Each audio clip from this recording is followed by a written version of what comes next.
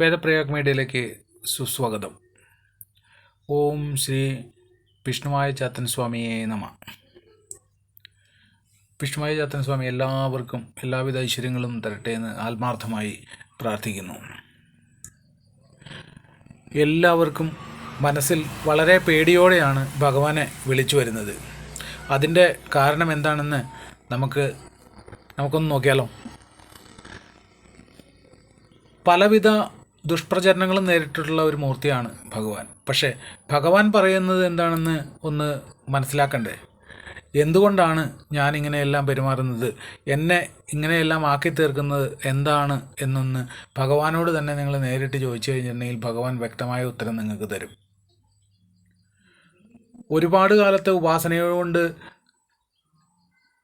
നിൻ്റെ വല്യച്ഛനോ മുത്തച്ഛനോ മുതുമുത്തച്ഛനോ ആയി എന്നെ പ്രാർത്ഥിച്ചു വരുമ്പോൾ ആ പ്രാർത്ഥനയിൽ ഞാൻ സംപ്രീതനായിട്ട് നിനക്ക് സർവ്വ ഐശ്വര്യങ്ങളും തന്ന് വിളയാടി നിൽക്കുന്ന സമയത്ത് നിൻ്റെ ഓരോ ജീവിതഘട്ടങ്ങളും നീ മുന്നോട്ട് പറക്കുമ്പോൾ ആ ജീവിതഘട്ടങ്ങളിലെല്ലാം നീ മതിമറന്നാടുമ്പോൾ എല്ലാ സുഖ സൗകര്യങ്ങളോടും കൂടി ഈ ജീവിതം തള്ളി നീക്കുമ്പോൾ നിനക്ക് സാമൂഹികമായ ഉന്നതിയും സാമൂഹികമായ സ്ഥാനവും ഉറപ്പിക്കാൻ വേണ്ടി നീ പലപ്പോഴും എന്നെ തള്ളിപ്പറയുന്ന അവസ്ഥയിലേക്ക് വന്നു ചേർന്നിട്ടുണ്ട് ഭക്ത.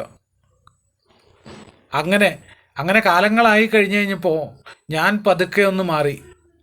ഞാൻ നിന്നോട് ചിരിക്കുന്ന മുഖത്തിൽ നിന്നും ഒരു ചെറിയ ദേഷ്യത്തോട് കൂടിയിട്ടുള്ള ഭാവത്തിലേക്കൊന്ന് മാറിക്കഴിഞ്ഞു കഴിഞ്ഞപ്പോൾ നീ എവിടെ വീണു?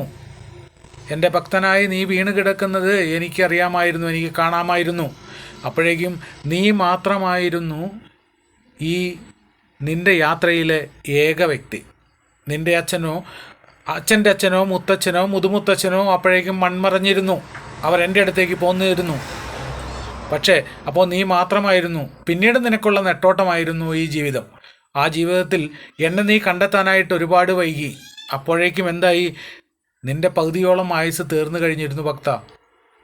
സത്യവും ധർമ്മവും എവിടെയെന്ന് നീ അന്വേഷിച്ച് നിൻ്റെ മനസ്സിന് ഒരു തൃപ്തി വന്നതിന് ശേഷം നീ എൻ്റെ അടുക്കലേക്ക് വന്നപ്പോഴേക്കും നീ കാലങ്ങളേറെ കഴിഞ്ഞിരുന്നു. അതുകൊണ്ട് മാത്രമാണ് നിനക്ക് ദുഃഖം. നീ ഒന്നാണ് വിചാരിക്കേണ്ടത്, എന്നെ കൈവിടാതിരിക്കുക, എന്നെ എപ്പോഴും വിളിച്ചുകൊണ്ടിരിക്കുക. വിളിക്കുന്ന സ്ഥലത്താണ് ഞാൻ എത്തുക, വിളിക്കാത്തോടത്ത് ഞാൻ എത്തില്ല. വിളിക്കുന്നവരുടെ കൂടെയാണ് ഞാൻ. കാരണം ഞാൻ വിഷ്ണുമായാണ്.